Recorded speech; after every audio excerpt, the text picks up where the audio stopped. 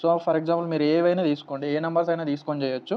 63 × 48, 8 ముళ్ళ 24, 4 2 చేతన, 6 48, 4 ముళ్ళ 12. సో ఎంత అవుతుంది యాడ్ చేస్తే? 10 12 6 62 వచ్చింది. 2 పెట్టి 6 రిమైనింగ్, 6 4 24. సో ఎంత వచ్చింది? 30.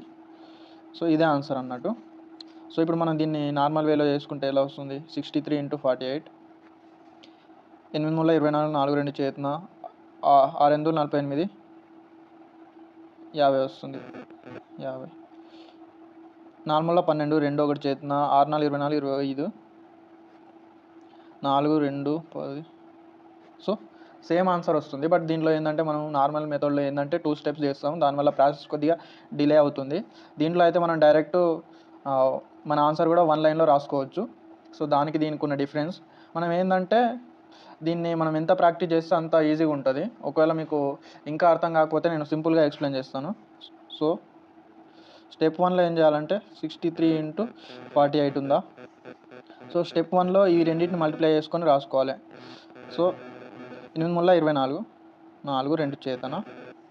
స్టెప్ 2లో ఏంటంటే 6 3 4 8, ఈ రెండింటిని క్రాస్ మల్టిప్లై చేసి యాడ్ చేయాలి.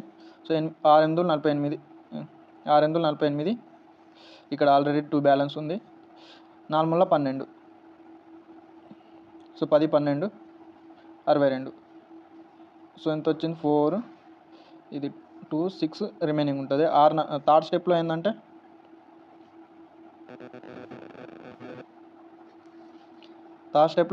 ఆల్రెడీ మనకు 24 వచ్చింది, 6 రిమైనింగ్ ఉంది. ఈ రెండింటిని ఇంటూ చేయాలి. 6 4 24. సో ఇలా.